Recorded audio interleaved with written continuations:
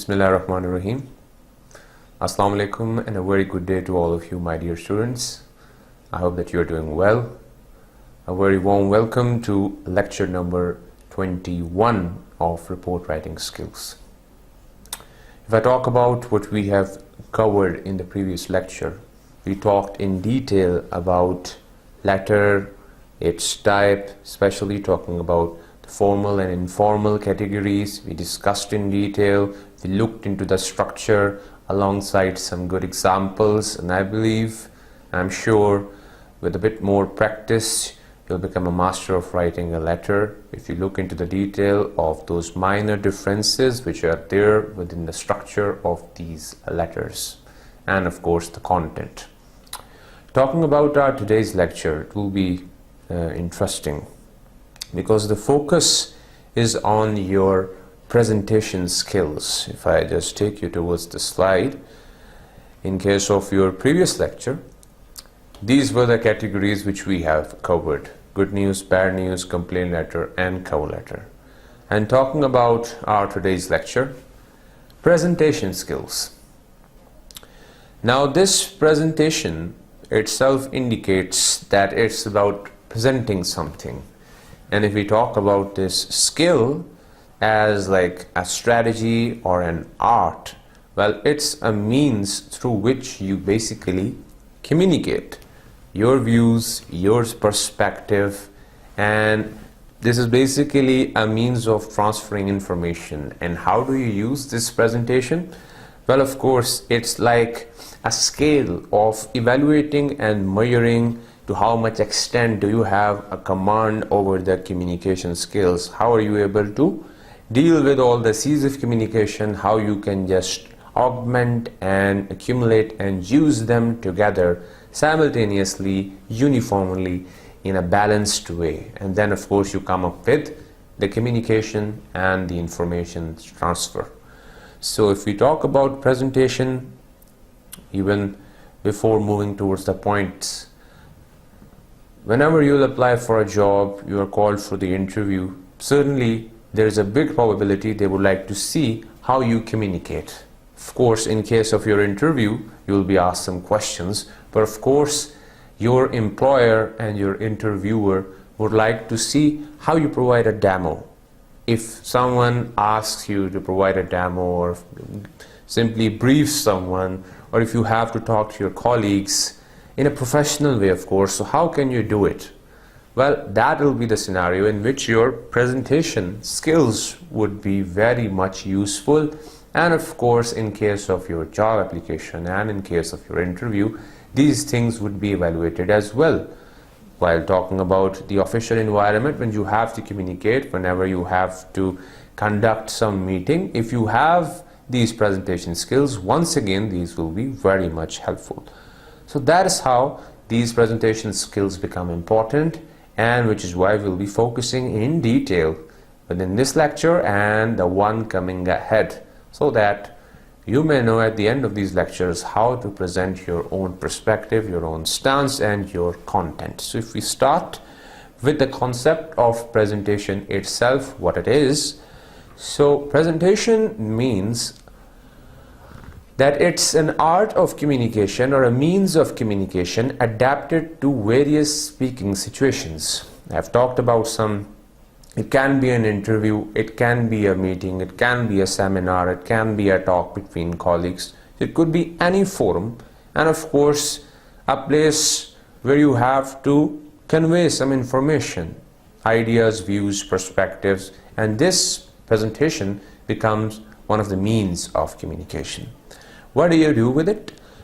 Way of communicating your thoughts and ideas to an audience. So now you're getting an idea that you're not the only one involved within this presentation or the art of presentation or the process, but of course you require an audience, as you will see within the upcoming essential components of the presentation skills. So we're going to look into it as well. But now if we talk about some of the situations in which presentation becomes important or where do you use it, just the way I mentioned, whenever you have to brief a meeting or you have to brief a team before they start the actual procedure or anything they are assigned to do, well, first you have to present some things to them, and that's how presentation becomes important. Addressing a meeting, it becomes important. You have to talk to a group, again presentation is used. Even if you have to make a speech, you are asked to deliver a speech in front of a big audience. Again, if you have these presentation skills, if you know how to present the content, you will be successful. Getting points across in a video conference. This is the new mode. This is the latest mode which is developed with the advent of information technology when the world itself has turned into a global village because of this information superhighway, the internet through which even you are right now listening and watching me.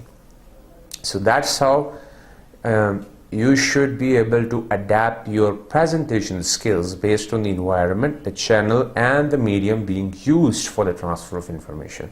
So this is the different scenarios in which presentation becomes important. If we talk about the purpose, even if I ask you once again, what do we mean by the purpose? Why are we presenting something, or why presentation skills become important? What do we do with it? Well, this figure provides you the answer. I don't think it will be that confusing because we have already gone through it multiple times by looking into other different forms of communication. Whenever you have to present, once again these should be your target and goals, that you basically provide an information through presentation. You, after providing the information, even can directly take it towards persuasion. If you are coming up with facts and figures, that means that you are trying to persuade your audience, your viewers, to take an action or to at least change their perspective. So not just the information is being transferred through this presentation, but persuasion is also there. And even if these two are not the case, then of course you present just the way I am using the presentation skills. And even in certain scenarios wherever you have to present, so just to educate your audience, you are using the presentation skills. That's how these are the different purposes of the presentation or the presentation skills itself, that it can be information, it could be persuasion, and even education. Everything is achieved with presentation.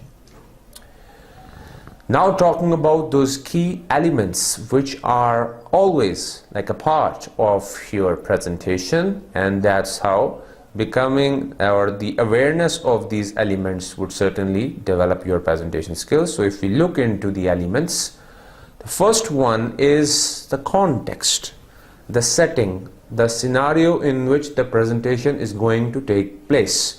Whenever an event is about to happen, first of all, there has to be a space. And then, of course, the time in which it is going to happen. But right now, we're going to keep our focus towards the space in which it is going to happen. So, context covers the place, the area, whether it's a classroom, whether it's a seminar hall, it's a video conference room, semicircular class, it could be anything. So, first thing is the determination of the context in which the presentation is going to take place. That is also a key element. Then of course the extent of familiarity, to how much extent you are familiar with the place. If it's your own class where you have to present, you'll be more familiar with it. And all of a sudden, if you were asked to present some content, if you are participating in some conference where you have to present your paper or your survey or study, the new place where you will be going, you won't be that much familiar with it. So that means the scale of familiarity would be a bit different compared to your own class where you are more familiar. Then of course your context also covers the analysis of the audience. Who is going to be the audience? Whether they are your own fellows, your own friends, your colleagues, or your boss, even some other individuals who are not part of the organization or your institute or place. That means things are just changing by the analysis of your audience, and that is the main point to be considered here under the heading of the context as well. You next look ahead towards this, and that is how we're going to cover all these 4 bullets. The equipments equipments and its awareness is also very much mandatory before you start the actual presentation. You should know how many equipments are available, what kind of equipments are available. Equipment means right now, as you can see over here, I have a microphone just for making this communication more effective so that my voice is more clear and audible for you. So this is one of the equipment. In a similar way, right now I'm talking to you through a cam. A cam is recording me. This recorded video is transferred to you and it's available online as well. But the point here is, these are the kind of equipments that I'm getting. Then equipment also covers the kind of screen which is here in front of me, on which I just do all the highlighting and circling, and once I do it, it is directly visible to you as well. This equipment has been provided to me officially and I am using it. So these are the equipments. Its awareness is also very much needed. I was made well aware of it, and once I had the awareness, I knew how to use it, and now I started to get better and better in its usage, so that I may not get confused when the real time of presentation begins, just the way it's happening right now. So these are the equipments that you should be well aware of. Then the other component, very important component, I would say, is the presenter himself or herself. And the key to success would be the knowledge and the experience of that presenter. To how much extent has he or she presented earlier? What are the different nature of the audiences with whom or with which the presenter has already communicated, with which the presenter has already interacted, presented their contents. This experience is going to determine how are they going to do their current presentation, which is about to come, of course. After all, these presentation skills are taught for you to become better in the upcoming presentations of yours. So the presentation's knowledge and the experience of the presenter would determine to how much extent he or she is going to do better in the upcoming presentation. So this is something which gets better and better with the passage of time, because of the fact that the more you deliver, the better you become, because you gain experience and you learn from all the mistakes that you do, that even I do. The point here is that your audience becomes your judge. They point out all the errors by raising questions, queries, and from that you learn. So this is also another important element which becomes a key factor of your presentation skills and contribute a lot into it. In a similar way, this presenter's knowledge and experience goes side by side with the audience knowledge and experience, because that will also support it. You will be getting feedback based on the knowledge which the audience has and the kind of experience which they have, and that's how they're going to equally contribute in the development of your presentation skills. Moving ahead, this is also a very important component if we talk about the presentation. You can call it reaction, we can say it's like a feedback, or in simple words, if it's good presentation, the approval of the audience. They change their perspectives, they approve it, they provide you with a good feedback. But the point here is, reaction itself of the audience becomes a very important component, because if you don't get the reaction, even you'll remain in suspense. What's the point here? Why am I not getting any response from the other side? So suspense would be there, you'll be suspicious, you'll be confused. That's why this is also another key element which should be there in case of developing your good presentation skills. The mode of delivery, the delivery method. This is also very much important, because now it's not static, it's not the same, it's dynamic, it varies and it changes from situation to situation. Because if we talk about the traditional way, the conventional way, so it's more or less like this one, the direct face-to-face interaction which happens in journal. Just the way you see all the presentations, just the way you attend all your classes. So the class itself, where a teacher is speaking to you and teaching, delivering a lecture, explaining all the points, it's also a presentation, because this is the purpose of education which is being transferred to you and which is being applied in this case. But now with the changing circumstances, this one is also becoming very much important and in use, where the video conference sessions are held, are arranged, are carried out, and we are very much well aware of it. Skype is a software which is used. For those who don't use it, of course, you need to practice the usage and the application of Skype as well, because now things have become even more advanced. So many new applications are coming ahead. Skype is nothing. It's like one part of all those applications which are now available online. So you need to get used to it, apply all the tricks, apply all the strategies of learning, and this is also one of the effective tool. Point here to mention is that now there are multiple modes of delivery which are used once again for carrying out a presentation and for delivering a presentation, and one of this was just mentioned over here, and this being also an essential key element of your presentation and presentation skills. Then of course we can never neglect, we can never overlook all the communication barriers that you face. Impediment and barriers once again reflect and refer to the obstacles, the barriers which are coming in the process of communication. For example, if we talk about this direct face-to-face interaction, the barrier could be multilingualism. For example, you being a native of one language while your audiences are the native of another language. Once again, the language of the mother tongue itself would become a barrier. They won't be able to understand you in the way they would have in case they were like you. Like you means they were of the same language, having the common mother tongue. In a similar way, some other physical barriers could be there as well. Some noise, some short-circuiting, network problem. So there could be multiple things which could become a barrier, and it's natural. Sometimes these things are happening. In a similar way, online problems could occur as well. All of a sudden, poor internet connection can lead to a disconnect call. So if you are on a video call, you're having a video conference session, and all of a sudden there is a sudden breakdown, because of which the call has been disconnected. So that means no longer any video conference session. So these things are also part of it, and once you consider it to be like a key element of the presentation and enhancing your presentation skills, so you consider these points and you prepare yourself that these barriers, there is a possibility these barriers may occur, and you should know the kind of strategy you need to take in case such a problem arises and how to deal with it. So that's how you consider them being part of the key elements as well.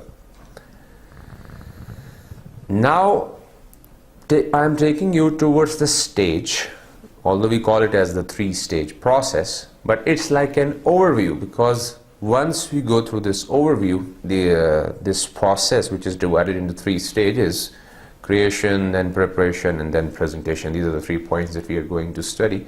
But once we have gone through it, then we will move one by one, gradually looking at the points which should be there in mind, which will go in line with this 3-stage process, because we'll go with the stages in which you're doing all the creation. We'll go through the stages in which once you have done the creation, what points should be there within your mind while you are preparing yourself for the actual presentation. And once the stage comes of presentation, what should be there within your mind, and how to use your verbal, just the way I'm communicating to you, and how to use your non-verbals, your gestures, to support equally become part of the presentation process. We're going to look into each and every component. Some would be discussed within lecture 21, while the others would be discussed in the next lecture.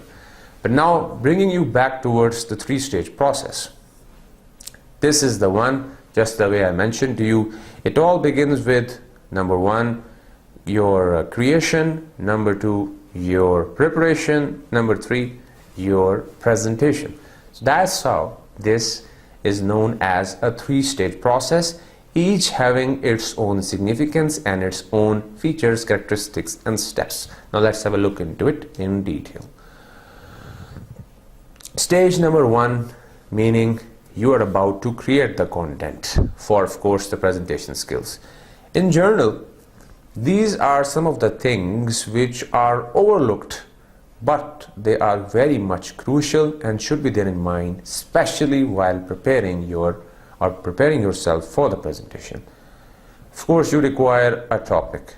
You should be very much clear about the topic or the subject matter that you want to focus, that you want to present in front of the audience. Once you are aware of it, you need to set some clear objectives and goals for yourself. That once again refers back to what has to be your purpose of the presentation. We have studied some purposes: information, education, persuasion. So you need to determine this point over here, that what should be the ultimate goal over here. Once you have decided a topic, you have selected one, how do you want to go through it? How do you want to achieve all the objectives which you have set for yourself? Then you will move ahead and come towards stage 3, in which you're going to carry out some research. Research once again means doing a thorough and comprehensive study to have all the things that you want to discuss in front of the audience. Of course, that doesn't mean just the way you have gone through the material and in a similar way you're going to present each and everything in front of the audience. That is for your own clarity and for understanding all the concepts. Because things, if they are clear within your mind, you'll be able to handle it in front of the audience. Once the time or the stage comes of the presentation, you will know how to simply organize each and everything, making it short, making a gist of it, and then providing that gist to the audience. But of course, to make that gist, you require sufficient knowledge, and for that, conducting research and doing this thorough study becomes very much important. Audience analysis, once again, very much ignored. You should be well aware. If possible, try to do some research over this point as well, that who is going to be your ultimate audience. Am I going to have some seniors, or these would be just my fellows, my colleagues, my friends, or in case of a classroom environment, my classmates. So this study or this analysis is also going to help you a lot. To how much extent do they have knowledge? To how much extent do they have experience? Try to get the answers of these questions as well. Then, of course, you move to the stage in which you create an outline. How are you going to proceed within your presentation? For that purpose, in a similar way for all the technical documents, just the way you have an outline is like providing you an overview of how things are to be presented within a book or within some report or any text. This outline helps you how things are coming ahead. This is going to be the logical sequence in which 1, 2, 3 things would be provided and explained. In a similar way, you need to create an outline for yourself, if considered necessary, to be made part of the presentation as well. So you have to prepare one outline for yourself. That will be a bit separate. It can be a bit personalized. You can have this one for yourself, and of course the one which is to be presented before the audience. Then once outline has been prepared within your mind, then you are going to select the appropriate presentations tool. Presentation tool, of course, it's part of those visual aids which you use. Of course, we are going to discuss these visual aids at the end of this lecture and the upcoming lecture in detail. But for an overview, because we are talking about the process, these are some of the common, etc. means there are many other, but I'm talking about, and I will be discussing MS PowerPoint because it's used in abundance. It's very much common. It's used everywhere, in almost every institute, college, university, at every level, and even in official organization. I'm not saying that the others are ignored or overlooked, but it's something used quite common, which is why this one will be taught in detail as well. So you use a presentation tool, you pick one, and once it has been chosen, you start inserting the content. Once then content has been there, point here is once again to be mentioned that how to add the content, what should be added as content is something which is coming ahead. But once it has been added, using the appropriate media, what should be the channel? Once again, medium refers to, should it be direct, face-to-face, or a video conference session, or a recorded session, or it could be something like a combination of all these strategies. So that depends on the need, like in what strategies your audience more comfortable, and in what way are you also able to manage it. These are the factors which are going to determine how to use these appropriate media. Then preparing additional material. Of course, there are situations, of course, just the way I mentioned, there could be power outages, all of a sudden a short circuit, and then lights out, and the presentation becomes invisible, no longer available, no longer accessible. So there should be a plan B. There should always be a plan B within your mind whenever you are about to present. Don't just rely on a single PowerPoint presentation which is being like visible in front of the audience, and then you pointing out each and every bullet and explaining it in front of the audience. You should have an alternative. This presentation or presentation tool using which you are just simply explaining your content, there should be a plan B. There should be an alternative which in such a scenario can be provided to the audience in case they want to look into the detail as well. That's how additional material becomes important. Provide some detail as well, because there would be many among your audience who are interested within your work and would like to see it in detail. Confirmation process. This means that you have done all the preparation, but still you need to make sure whether things are final, and are you really going to have the presentation, or all of a sudden there is some sort of procrastination or some postponement because of it has been delayed or it has been rescheduled. First, confirm. This confirmation process also becomes very essential and should be done, because it's part of your creation, because this creation would lead you directly towards your preparation. If you know that this thing has been confirmed, then you're going to take a start with your preparation. Otherwise, you can take a break, wait for a while till the actual time comes for your preparation. So now it's time to move ahead towards your stage 2, which is preparation. Now what can you do in case of your preparation? Because we always have some problems, fear, how is it going to go, whether I would be able to do it or not. I'm still afraid, I'm still shaking, I don't know whether I would be able to do it. I have a problem. Whenever I see people, I start shaking, I just forget about points. So what things should be done? Because this is the point where you have to get rid of this fear. You have to remove it, uproot it out of your personality. You should know that you can do it. You can do it just the way the others are doing it, because they are just like you. I even used to call myself that you're a human being and you have to present it before other humans. So we are all the same, and therefore if they can do it, so can you. Therefore it's your time, and now start presenting. And it always worked. I believe in the beginning, of course, it can be a bit problematic, but with the passage of time, the point here is, let me take you to that point, rehearsals. Practice.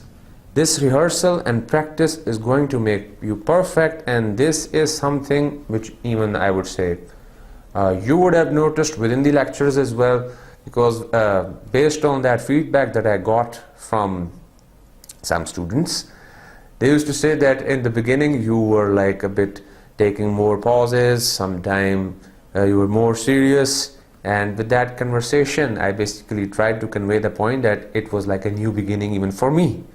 And at that time things were gradually settling down.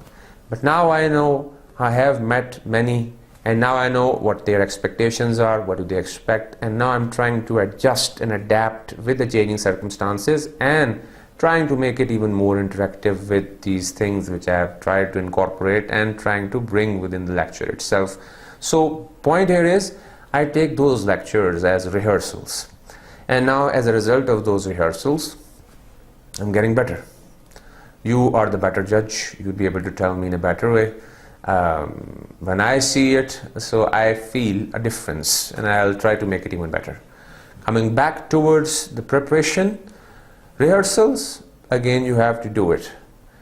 That is not the only thing. Of course you require good number of sleeping hours. Based on the research and things which I have studied, the figure is like 7 hours and 20 to 30 minutes. So 7.5 hours on average is very much needed and very much important if you want to be very much healthy when you are waking up the next day, the next morning. So this is like the minimum figure. It can go even a bit less. We have situations in which we have to wake up. Sometimes we have to work so much that we don't get much time, but still on average this is the kind of figure that try to reach this figure. Try to make it like a sleep of almost 7 hours. Even that'll do, but that'll do a big difference within your health. But you need to get some good night's sleep, a healthy sleep, to be healthy on the next day, because this is going to make a big difference. If you are not sleeping well, you'll be drowsy, you'll be feeling indolent, you'll be feeling lazy, your eyes would be droopy, and these black circles are going to appear over here as well, and your audience will not develop a good impression of you. So even before you have taken a start of your presentation, that are going to ruin it. So first thing is get a good night's sleep. You have already done all the stuff, you have prepared it yourself, you know most of the points, you have done the rehearsal as well. Be confident that you know everything.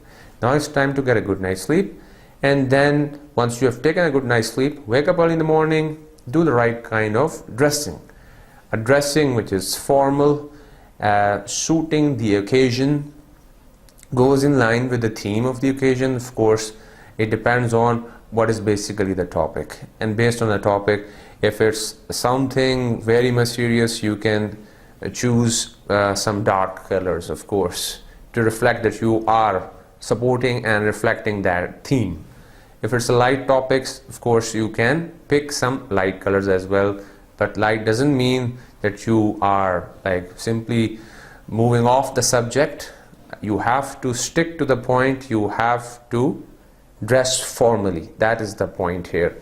Even there are this choice of colors that we learned from our seniors as well, that in case of your suiting, when you have to wear a suit, so during the daylight hours, of course, you can pick a color which is a bit light, and in case of your evening hours, so try to put on the colors which are reflecting this scenario of evening. Grayish, a bit dark gray, black. So that means that now you are reflecting the same theme of the weather, that this is the time and I am within that time, I am also there within the occasion which is coming here in the evening. And during the daylight hours, of course, you're going to put on the light colors. Of course, black suits, I'm not saying that these are not allowed to be put on in case of the early morning. You can do the changes, but it's something like a convention, and some suggestions which were given by our seniors, which is why I thought of sharing them with you as well. But not to spend so much within this single point here. There's so much to be covered. Point here is dress for the occasion and dress well. Then try to arrive early, because once you arrive early, you'll know the occasion, you'll have maximum space to look around you, see the place where you have to present, the sitting arrangement, the sitting area, number of seats which are there, how people would be coming. Even if there is no one there, you are already well adjusted. You know where to stand, how to come on stage, you know where are the stairs, because all of a sudden if you are asked to come and then you are searching for stairs, that'll look a bit awkward. But if you are already there early, you would know from which side to come. You would have already observed people, the way they are moving, coming towards the podium, then moving backward 3 steps and then moving back to their seats. So these are the things for which you will have time if you arrive early for a bit practice. Once you have done this, the next stage is of course the presentation stage. In case of your presentation stage, now of course you are here. So at the beginning of the presentation, the general rule of thumb, I would call it, that you need to apply an attention getter. You are a bit nervous because you're about to take a start, and you have this point in mind that first impression is the last impression. So I need to have a good and a very solid first impression which will be remembered, and it will help me to develop some good relationship with my tentative audience, which will remain there, which will be listening to me, which will be watching me for the time in which I am presenting. Therefore, you need to apply an attention getter. Now, these attention getter are of different types, of course, because purpose of these attention getter could be, like the examples are coming.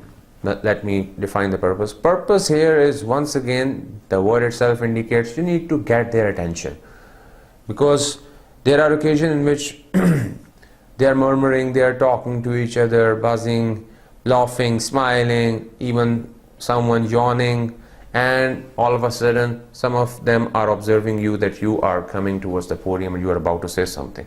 Point here is that if you want to catch their attention and you want them to maintain their focus towards you, you need to come up with something that is really attention catching, worth listening, worth watching.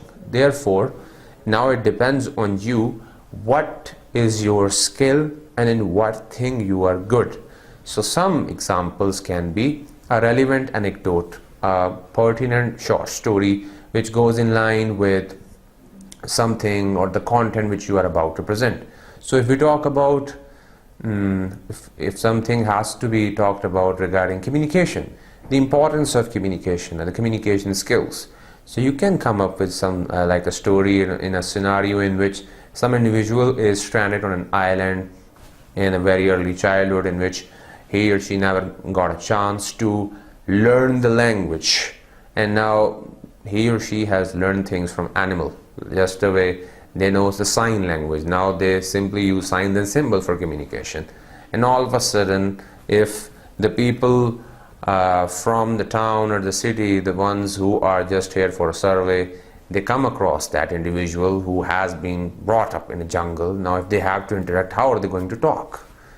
So of course they have to use their sign language, and that person is already devoid of that art of communication, that language. So they have to turn towards that person's language just to do this communication. But to have something, communication becomes important. Now this is just a short story, just for an example I've mentioned here, but that's how you can catch the attention, by giving them such a scenario to think about. Because once you'll be telling them the story, they'll start imagining it within their mind, and they'll become part of that scenario where you are taking them.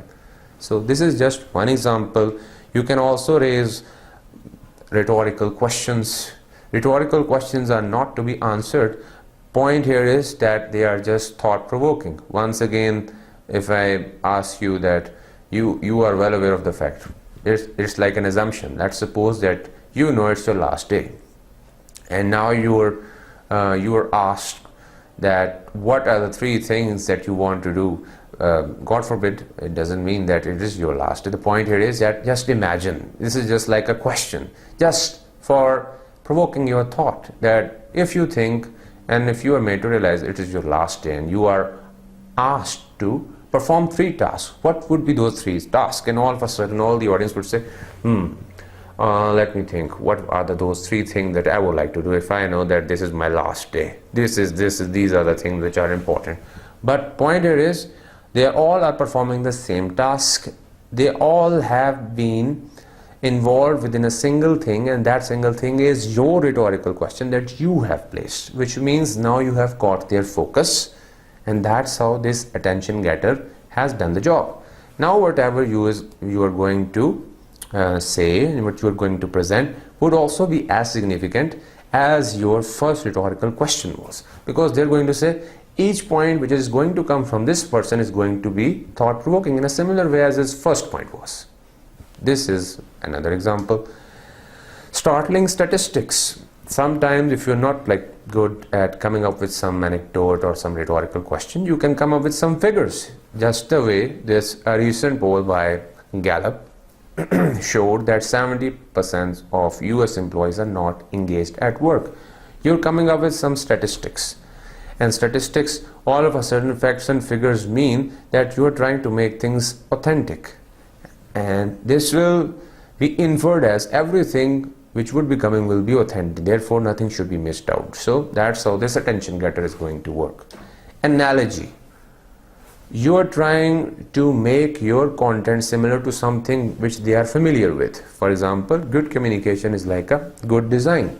We know how good designs are, how communication becomes like a good design.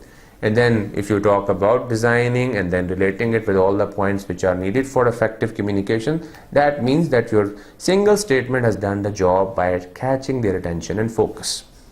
Humor.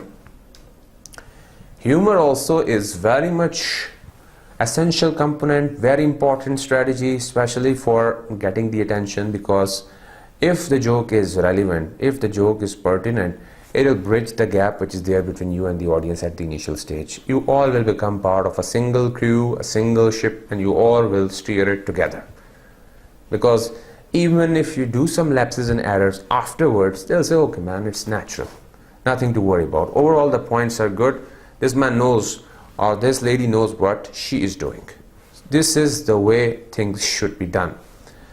Then talking about gimmick, as I have written here, these are some tricks which are basically intended to attract the attention. For example, when I was reading about it, there was an example that if you want to highlight to avoid the use of or to avoid the paper wasting of papers, of course, in case of using your Microsoft Word document, you just have to delete it. But of course, looking back in time and keeping things in record when they are in hard form, whenever you are writing or making errors, you waste, you put it in trash. To avoid that, you need to highlight the significance of these papers, how many trees are being cut, and how many deforestation is happening just as a result of providing you a stack of A4 size rim and papers. So just to highlight their significance, if a person comes here, especially at the beginning of a presentation, with a stack of these papers, and then all of a sudden it falls, and then he starts collecting all these papers at the beginning, they'll get the idea that something has to do with these papers, which is why it is happening at the very beginning. But this thinking has initiated and caught their attention as well. So this trick itself has become a gimmick, and now it becomes like an attention getter, and a very successful attention getter, which is doing the job especially for this presentation. So that is how within the very beginning of this stage 3 of the 3-stage process, meaning presentation, attention getter becomes important. Then of course you have got the attention, now they're listening to you. So how to move ahead? Of course the time comes that you need to introduce yourself, your background if necessary, then setting up the theme, what is going to be the focus, and you should involve the audience as well, of course. And then once you have set the theme, the next stage is that you need to specify the agenda and outline, the outline which you prepared. Now do you remember? Earlier, within the early stage, you prepared an outline. One outline for yourself, for your help, how you're going to proceed with the presentation, and one outline for the audience so that they may know how they're going how they're going to proceed with their presentations, how the points will be coming from one to the other. That's how you specify the agenda and outline within this stage. Then of course, using the PowerPoint slides or the presentations tool as guide and involving the audience, you start the presentation on time, and then you have confidence and develop eye contact. So these are some of the things which should be remembered as well, because now you have set the agenda. Agenda doesn't mean this is the end of the stage. You need to open up the presentation tool as you have done. This will be your guide, which will be involving the audience as well, and you will be going through the content, explaining all the points. Of course, you need to have, in a similar way as we have gone through everything, you need to have a proper introduction, then some details, and then taking them towards summarizing thing and coming towards the conclusion. So everything will be happening alongside the presentation tool which you are using as an aid, which will be discussed of course in detail as well. Talking about this presentation stage, so you need to take a start of this presentation well in time, because this punctuality matters as well. You'll be allotted a specific time, and you will be expected to present each and every content within the allocated time, because if you go over time, that is once again, like I said, it is going to put a bad impression. Your audience would also have a specific patience time, after which they will say, when are we going to see the conclusion? We want this to end as well. There is always a specific time for which the audience can focus. So keep it short. If you are allotted a time, finish it within the time. If you are not located a specific time, still try to keep it short. Then of course, confidence is going to determine how much clear you are. That's why you need to be very much confident, and confidence would come from all those practice and rehearsal and telling yourself that yes, you can do it. And this eye contact also becomes very much important. Sometimes in the beginning it looks a bit difficult to look into the eyes of the audience, but believe me, this is the way you develop that link and relation with your audience. You bridge the gap and you build rapport by this eye contact. So that's how this becomes very much important, and this eye contact can help you in the initial stages as well, that if you go at the beginning and try to chatter and talk with some of the individuals, they probably would be interested to provide you with the feedback. So at that time you can remember some of the faces, and then even if you look at them, certainly you are having the eye contact, and from that you can shift your eye contact towards the other individual which are there within your audience. So that is how you're going to achieve your targets.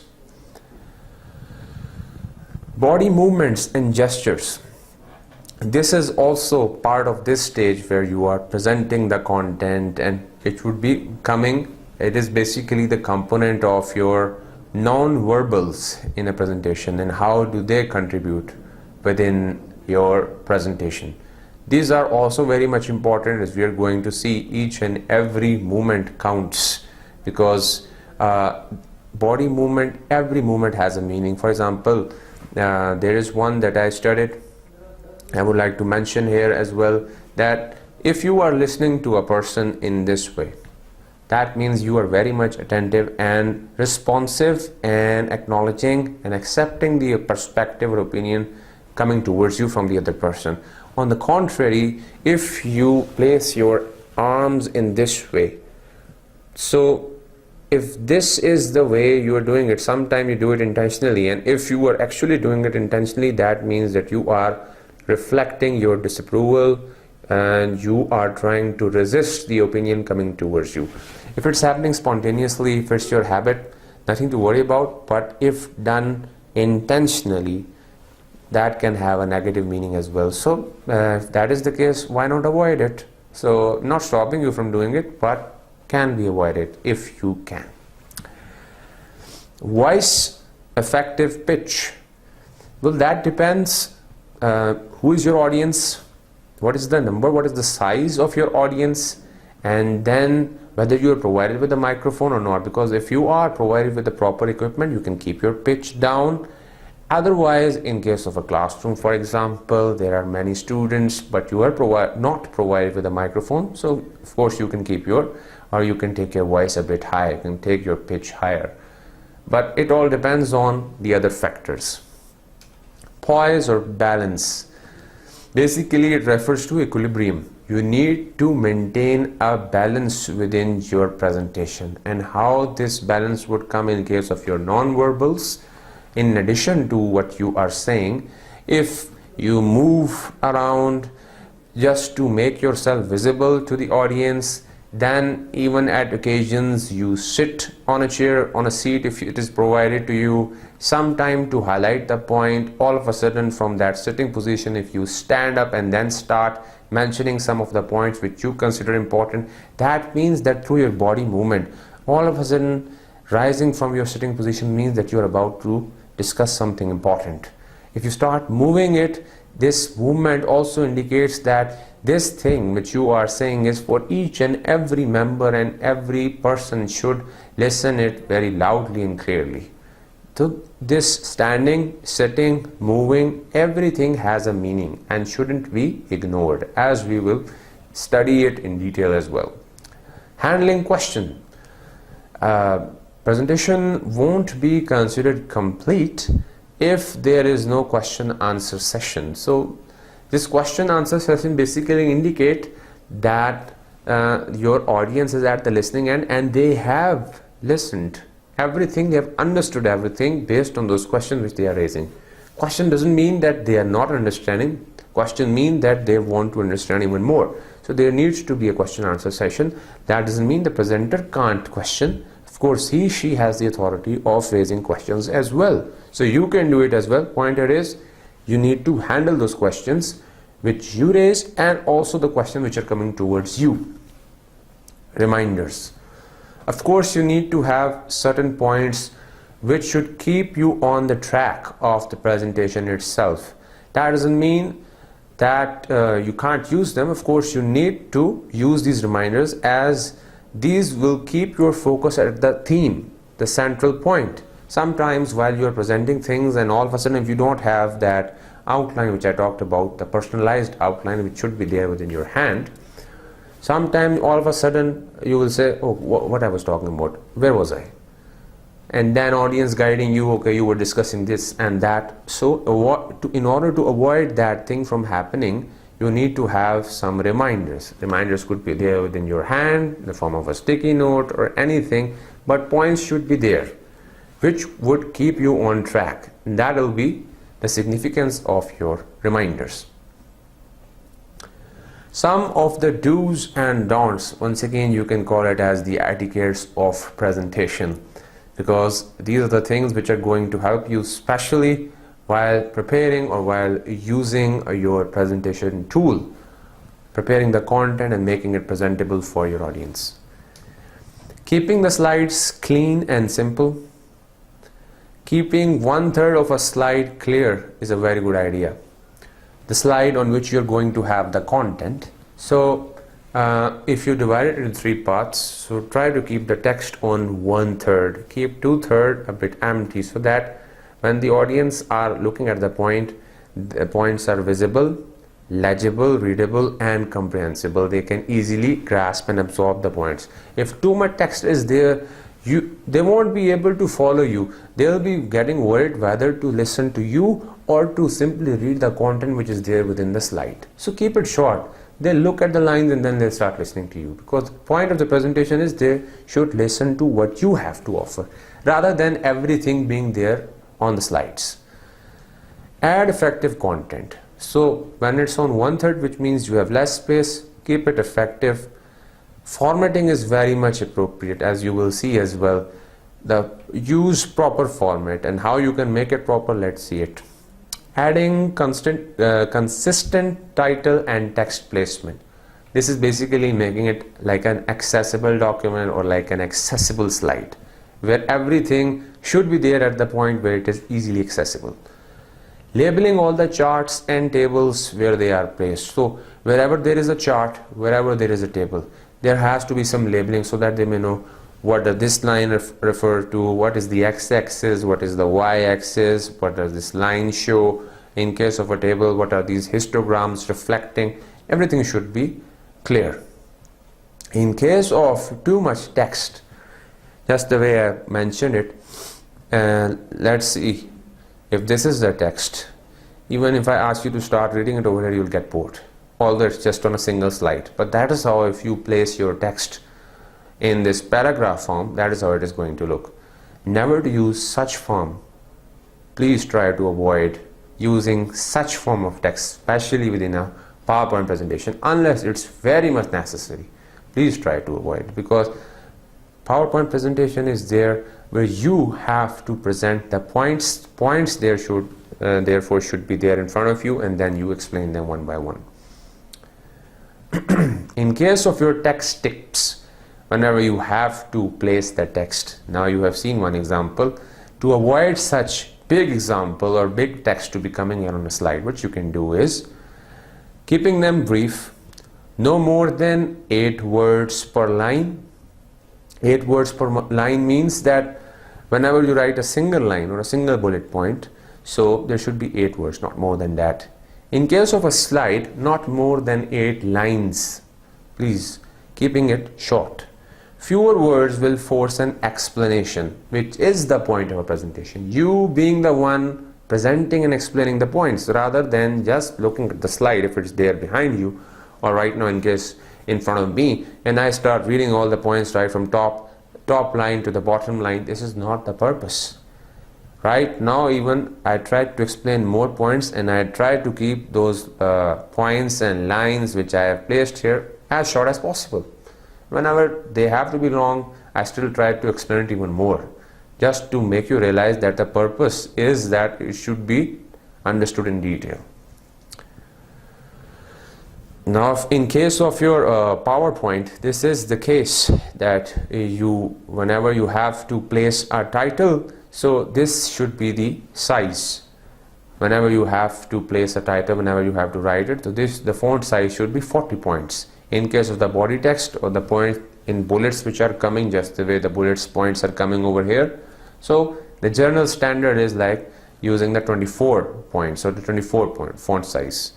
Then this is also the font which is basically and in general recommended to be used here, because this serif font, or you can call it as the one which is Times New Roman, generally used in case of Microsoft Word document, but in case of PowerPoint presentation or the presentation itself, this is the font which becomes more visible, easily accessible, legible, and not that much hard to read. That's why this is the recommended version and should be used in case of your PowerPoint presentation. Spelling and grammar. This is also very much important. Just the way you have seen the significance of editing and proofreading, especially in case of the writing stages and the writing process, once again you need to avoid spelling and grammar mistakes. In case of your presentation, this becomes very important, because your immediate audience is right now in front of you and they are reading everything which is there on slides. What kind of expression are they going to develop of you? Like, this person doesn't even know how to spell this. Avoid contractions, just the way messages are being transferred in an SMS, because that is a short messaging service where you just write I am and I will see you. So I am, these are some of the letters. Of course you try to use them in SMS, but please try to avoid them, especially in case of a presentation and even official documents as well. So proofread your slides carefully for these kind of errors. No, there shouldn't be any spelling mistakes, repetition, and grammatical errors you might have made. Do try someone else to check your presentation as well, as they are going to be impartial, because it's not their own content. So it's always good to have a peer review. Font analysis. Just as I mentioned here, kindly look at these examples which I have, because they are very much interesting. In case of your font and transition, are you able to see the point? Even right now, though we prepared it, but even for now I find it a bit difficult to read it, because just the way the line itself says everything. If you use small font, your audience won't be able to read from the slide. Even I am unable to read from the slide, but as I knew the point, that's why I was able to read it. So try keeping it moderate in size. Capitalizing only when it's necessary, otherwise it will look like shouting, just the way we understood it from the concept of email. Don't use complicated and distracting transitions. So whenever you have to shift from one font to the other, don't overuse it and keep it simple. Don't try to complicate things. Don't try to distract your audience by doing these transitions. Keep it focused. Don't use a complicated font. Again, the same point which I mentioned here, sans serif, the Arial version. These are the ones which seems okay in case of a presentation, rather than twiddling and Times New Roman, just the way I've talked about. These are okay for documents, but not in case of your presentation. Avoid excessive bullet points. Please, in case of your presentation, never come up with such slide. I had to do it just to give you an example. If you just try to give it a reading, you will find a meaning, but extracting that meaning out is very much difficult. Even when I look at this, I find it very much difficult, like a spider web. So it's very much difficult. Kindly use the bullets where necessary. Bullets should be something like bullet points, which are providing you the target points, which should be discussed, which should be talked about. Bullets shouldn't be presented just the way these are being presented here, because it really seems like that you are firing the other person with all these bullets which are there. So it seems like Counter-Strike or Moha. So these are all the bullets which are left here, and you have to kill all the terrorists. So that shouldn't be the case here. Keep your bullets limited, keep your bullets short whenever needed. This example seems good. Whenever you have limited bullets, so you try to be more careful and only attack the enemy when it's needed. So keeping that point in mind, keep your bullets short and keep them to the point. Whenever needed, then try to use the bullet when there is an enemy. Otherwise, don't waste your bullets. Background and colors, very much important. Which of the following is most readable and why? Kindly look at the example. You have a text here and the same but with some different color combination of text and the background. Well, I would say this one and this one is good for me. I am taking both of these because this is the general one which is generally practiced. You have a white background where there is like the black text. In case of the one over here with two ticks, this is the case which you can use if the background or the hall or the classroom itself has a white or it's a bit bright in color. The scenario itself, it's more lighted, it's more enlightened. So in that case, of course, try to focus and write with this black color text because it would be visible, because everything in the background is white. Background is white, therefore everything which should be foregrounded, should be focused, should be black, because it should be in contrast. In a scenario, I am not referring to this place, in a scenario where things are a bit dark, you don't want people or audience to be distracted, therefore you have turned off the lights. The screen itself should be a bit dark in theme color as well, and the text should be white.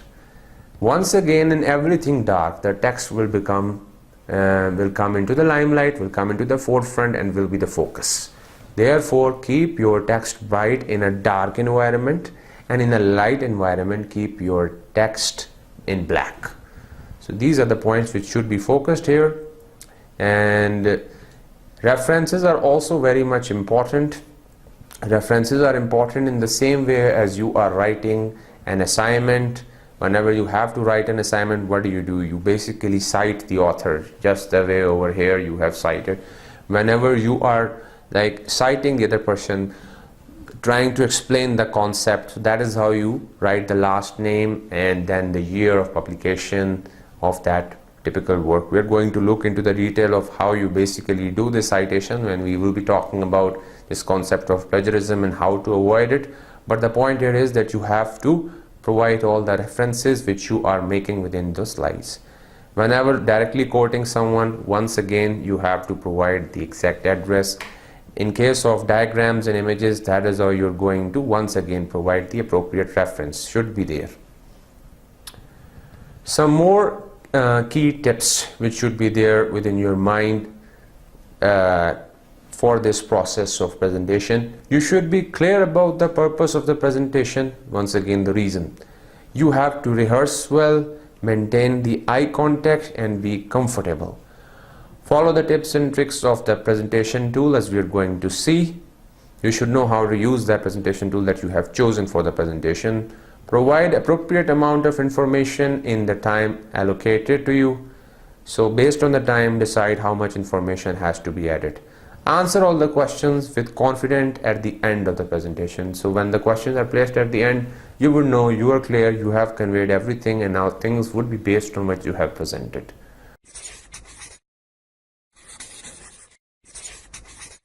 Hello, Martin. Hi, Henry. It's lovely to see you after so long. How have you been? I'm fine, thank you. I'm working as a manager at a courier company. That's great. How is your job going? All is well, but we are facing a little problem in the record keeping section. Oh, why is that? Well, we have to manually enter all the addresses for our record keeping, and it is very time consuming. That should not be a problem in this age of information technology. I suggest you work smartly and use an artificial intelligence to assist you. Wow, that sounds great. Can you give a demonstration at my office to explain the procedure? Yeah, sure. I will visit your office on coming Monday. Henry isn't familiar with giving presentations, nor does he have much time to learn. He needs to know how to prepare slides, deliver the presentation, and come up with a presentable solution to Martin's problem. Let's give Henry quick tips for his presentation. Presentations are a way of communicating your thoughts and ideas to an audience. There are three basic purposes of presentations: education, information, and persuasion. Further, there is a three-stage process for presentations. Stage 1, creation. Stage 2, preparation. And Stage 3, presentation. In the creation stage, select a topic. Set clear objectives and specific goals. Conduct the research. Analyze the audience. Create an outline. Choose a presentation tool. And make the slides by inserting the content. In the preparation stage, rehearse your presentation, get a good night's sleep, dress appropriately, and arrive early to the venue. Then comes the presentation. At the beginning, apply an attention getter. Introduce yourself, the title of the presentation, and the background if required. Try to involve the audience during your presentation, and set a particular theme. Specify the outline, use the created slides, have confidence in yourself, and handle questions calmly. Some things to keep in mind are: keep the slides clean and simple, have brief text on the slides, proofread your slides carefully, take care of appearance of the slides, and give proper references and quotes.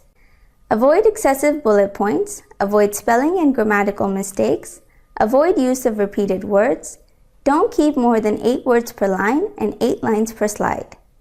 More tips on presentation skills coming up in the next lecture. This brings us to the end of our today's lecture. We have looked into all the points which should be there within your mind, including the basics, the 3 stages of presentation, and the etiquettes of your presentations. And once you are aware of these, once you apply them, of course you can come up with a very good presentation.